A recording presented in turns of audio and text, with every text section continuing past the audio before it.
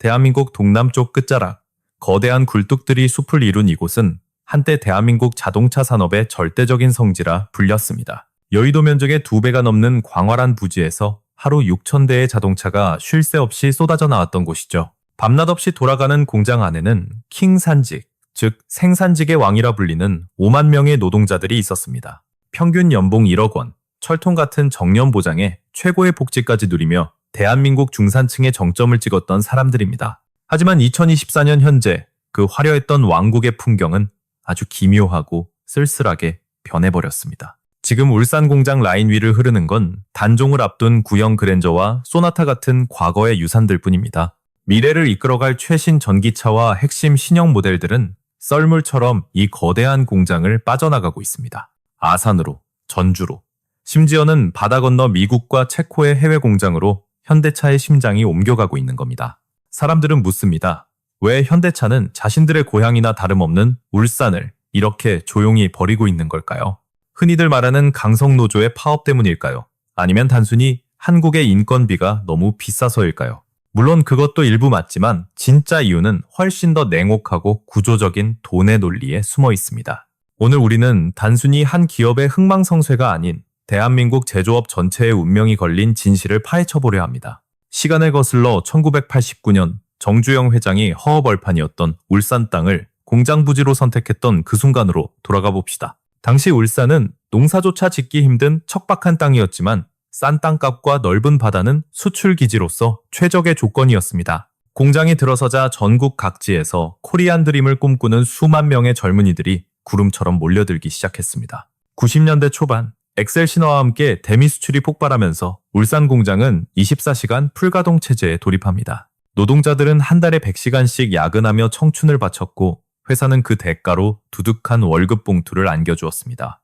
대졸 신입사원 초봉이 50만 원이던 시절 생산직 월급이 200만 원을 넘어서며 학벌의 벽을 무너뜨린 겁니다. 고졸이라도 건강한 신체만 있다면 누구나 중산층이 될 수 있었던 그야말로 제조업의 황금기였습니다. 2000년대 초반 현대차가 글로벌 토보 기업으로 도약하며 울산의 노동자들은 명실상부한 노동귀족의 반열에 오릅니다. 울산 시내 전체가 이 거대한 호황에 취해 도시는 밤마다 불이 꺼지지 않았습니다.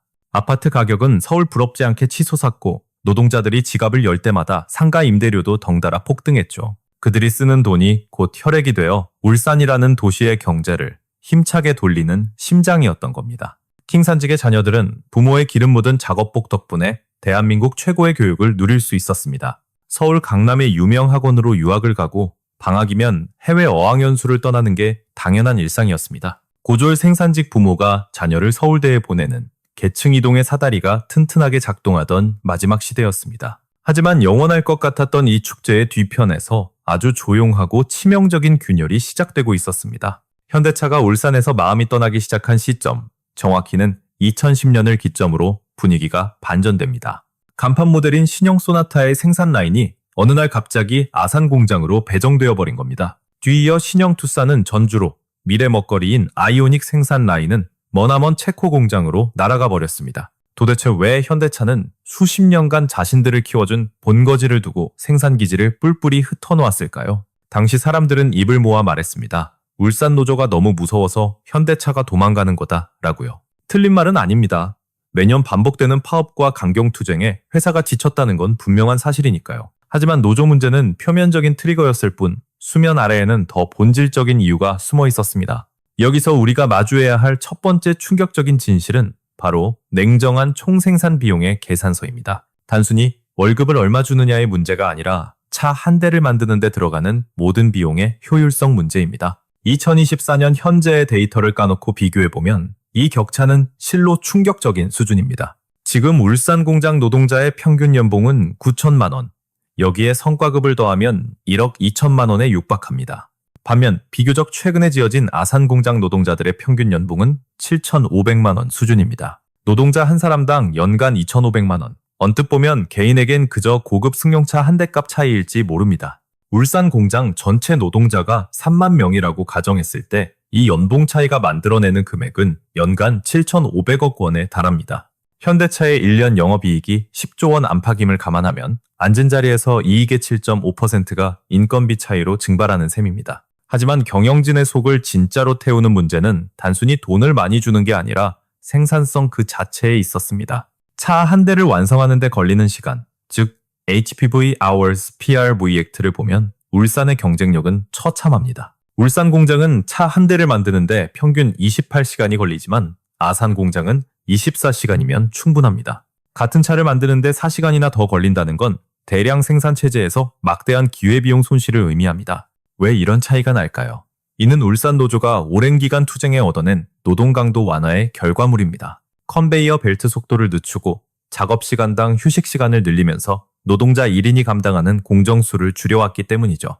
노동자 입장에서는 더 편하고 인간적인 근무 환경을 쟁취한 것이니 당연히 박수받을 성과였을 겁니다. 그러나 글로벌 무한 경쟁을 해야 하는 회사 입장에서 느려진 속도와 떨어진 생산량은 곧 재앙이었습니다. 생산량이 줄면 매출이 줄고 비용이 늘면 이익이 깎이는 이 뻔한 공식 앞에서 회사는 결단을 내려야 했습니다. 엎친 데 덮친 격으로 울산 공장의 설비들은 대부분 지어진 지 20년이 넘어가며 노후화가 진행되고 있었습니다. 마땅히 최신 설비로 싹 뜯어 고쳐야 했지만 현대차는 울산 공장의 리모델링을 주저했습니다.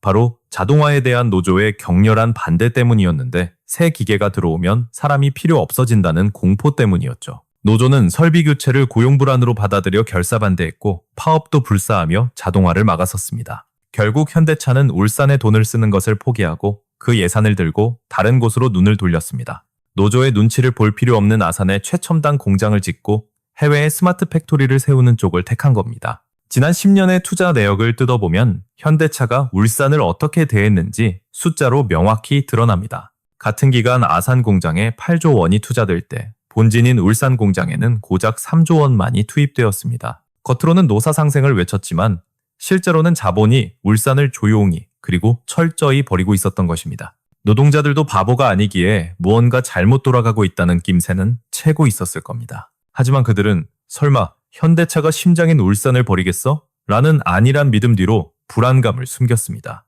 그러나 그 설마가 현실이 되는 데는 그리 오랜 시간이 걸리지 않았습니다. 2020년 그랜저 생산 라인이 전주로, 2022년 제네시스가 아산으로, 2023년엔 아이오닉 유가 체코로 떠났습니다. 이제 울산 공장에 남겨진 건 곧 역사 속으로 사라질 구형 내연기관 차들 뿐 공장은 이미 사양 산업의 현장이 되었습니다. 여기서 두 번째 충격, 바로 킹산직이라 불리던 신화의 처참한 붕괴가 시작됩니다. 불과 4년 전 3만 5천 명이던 울산 공장 인력은 현재 2만 8천 명으로 7천 명이나 증발해버렸습니다. 강성노조 때문에 정리해고는 불가능했지만 회사는 명예퇴직이라는 달콤한 독이 든 성배를 내밀었습니다. 55세 이상 노동자들에게 퇴직금으로 평균 3억 원이라는 거금을 쥐어주며 공장 밖으로 내보낸 것이죠. 평생 공장 안에서만 살았던 그들은 3억 원이면 남은 인생을 즐길 수 있을 거라 착각했습니다. 하지만 사회는 냉혹했습니다. 55세 고졸 생산직 출신을 받아줄 양질의 일자리는 대한민국 어디에도 없었습니다. 호기롭게 치킨집을 차리고 카페를 열었지만 1년도 안 돼 문을 닫으며 퇴직금은 순식간에 녹아내렸습니다. 지금 울산 부동산 중개소에는 과거 연봉 1억을 받던 이들이 월 200만 원짜리 경비직을 구하러 줄을 섭니다. 공장에 남은 사람들 상황도 비참하긴 마찬가지입니다. 현재 울산 공장 노동자의 평균 나이는 53세입니다. 전체의 70%가 50대 이상인 말 그대로 늙어가는 공장이 되어버린 것입니다. 회사가 신규 채용을 극도로 줄였기 때문인데 지난 5년간 뽑은 신입사원은 고작 200명에 불과합니다. 과거 매년 1,000명씩 뽑던 시절과 비교하면 150분의 1 수준으로 문이 닫힌 셈입니다. 젊은이들 사이에서도 울산 공장엔 미래가 없다는 소문이 파다해 더 이상 인재들이 모이지 않습니다. 남아있는 노동자들은 매일 출근길에 생각합니다. 우리 라인은 언제 멈출까? 다음엔 누가 나갈 차례인가? 노조는 여전히 고용보장을 외치며 머리띠를 두르지만 이미 대안을 완성한 회사는 그들의 목소리를 듣지 않습니다. 이것은 비단 울산만의 문제가 아니며 대한민국 제조업 전체를 관통하는 거대한 지각변동의 신호탄입니다. 킹산직이라는 개념 자체가 기술의 발전과 세계화라는 파도 앞에서 모래성처럼 무너져 내리고 있는 겁니다. 아산 공장에 가보면 로봇이 용접의 100%, 도색의 90%를 담당하며 인간은 그저 로봇을 관리할 뿐입니다. 아산의 노동자 일명이 로봇 5대를 관리할 때 울산은 일명이 일대도 버거워하는 이 격차가 바로 미래와 과거의 차이입니다. 테슬라 상하이 공장이 2,000명으로 100만 대를 생산할 때 울산은 3만 명이 붙어야 하는 이 15배의 생산성 격차는 잔인한 현실입니다. 전 세계적으로 단순 제조직의 가치는 급락하고 있으며 고임금 단순 노동은 더 이상 지속 불가능한 모델이 되었습니다. 그렇다고 울산 노동자들이 악인이냐 하면 그건 아닙니다. 그들은 그저 자신의 권리와 더 나은 대우를 요구했을 뿐이니까요. 문제는 세상이 변했다는 겁니다. 과거의 성공 방정식이던 투쟁과 쟁취가 이제는 공멸의 지름길이 되어버렸습니다. 노동자의 권리를 지키려 하면 공장 경쟁력이 죽고 공장을 살리려면 노동자가 희생해야 하는 비극적인 딜레마입니다. 울산은 권리를 선택했고 그 결과 공장은 서서히 생명력을 잃어가며 그 안에 사람들과 함께 침몰하고 있습니다. 언젠가 울산 공장의 셧다운 버튼이 눌릴 날이 올지도 모릅니다. 그것이 5년 후일지 10년 후일지는 아무도 모릅니다. 분명한 건 현대차는 이미 울산 없이도 글로벌 시장을 호령할 수 있는 시스템을 완벽하게 갖췄다는 사실입니다. 울산 경제의 40%를 지탱하던 기둥이 흔들리자 시 전체가 공황 상태에 빠졌지만 뾰족한 대책은 없습니다. 군산 GM 공장의 폐쇄, 창원과 광주의 위기까지 대한민국 제조업의 도미노가 이미 쓰러지기 시작했습니다. 짧은 고성장 시대가 만들어낸 킹산직의 환상은 이제 역사 속 한 페이지로 넘겨야 할 때가 왔습니다. 인건비, 생산성, 낡은 설비, 그리고 변화를 거부한 대가로 현대차는 합리적인 탈출을 감행한 것입니다. 이제 남은 것은 우리의 선택입니다.